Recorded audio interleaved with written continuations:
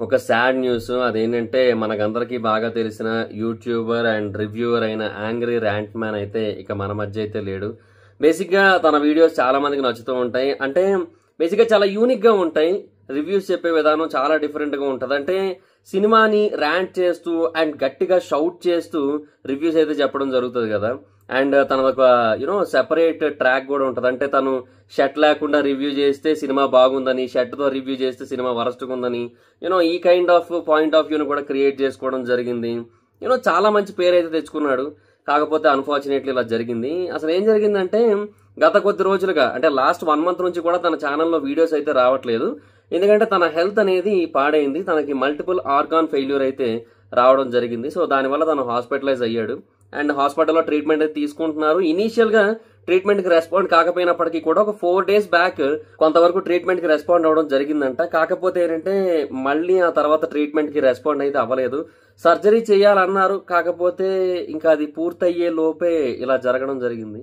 So ఒక unique creator ని, ఒక యూనిక్ కంటెంట్ ని క్రియేట్ చేసే పర్సన్ ని కోల్పోవడం జరిగింది. So angry rant man videos ఎంతమంది చూస్తుంటారో కింద కామెంట్ సెక్షన్ లో చెప్పండి. నేను కొన్ని వీడియోస్ అయితే చూసేవాడిని తనని. అంటే ఎస్పెషల్లీ కొన్ని పెద్ద మూవీస్ రివ్యూస్ ఉంటాయి కదా. సో వాటిని ఇంకా మనోడు ఎలా చెప్పాడు అంటే ఆ యాంగ్రీనెస్ కానీ వీటన్నిటిని కూడా లైక్ చేస్తూ చూసేవాడిని. అండ్ లైగర్ రివ్యూ కానీ లేదా వేరేవి కూడా చాలా ఫన్నీగా చెప్తూ ఉంటాడు. సో అన్ఫార్చునేట్లీ ఇలా జరిగింది. సో అది గైస్ సిచ్యువేషన్. సో లైఫ్ అనేది ఇంతే, ఎప్పుడు ఎలా జరుగుతుందో చెప్పలేము మనం. తన ఏజ్ కూడా మరీ ఎక్కువేం కాదు, చిన్న ఏజే. సో ఇంత చిన్న ఏజ్ లో ఇలా జరగడం అనేది అన్ఫార్చునేట్ థింగ్ అని చెప్పొచ్చు. ఈవెన్ బెంగళూరులో హాస్పిటల్లో ట్రీట్మెంట్ జరుగుతుంది తనకి.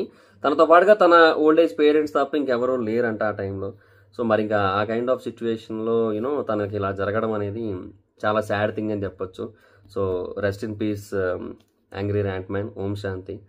సో లెట్స్ హోప్ తన లీగసీని అయితే ఎవరు కంటిన్యూ చేయలేదు, అది వేరే విషయం. అట్లీస్ట్ తన ఆత్మకైనా సరే శాంతి చేకూరాలని అయితే మనస్ఫూర్తిగా కోరుకుందాం. సో అది గైస్.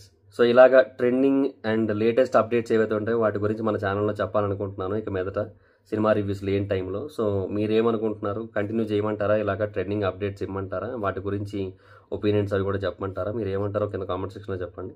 అండ్ మరిన్ని వీడియోస్ కోసం సబ్స్క్రైబ్ చేసుకొని బెల్ ఐకాన్ ఆల్లో పెట్టుకోండి. నా ఇన్స్టాగ్రామ్ ఐడి జబర్దస్త్ మహిదర్, మా అక్క కూడా వచ్చినట్టు ఫాలో అవ్వచ్చు. Thank you so much guys. బాబాను మీటర్ నెక్స్ట్ వీడియో. Bye bye.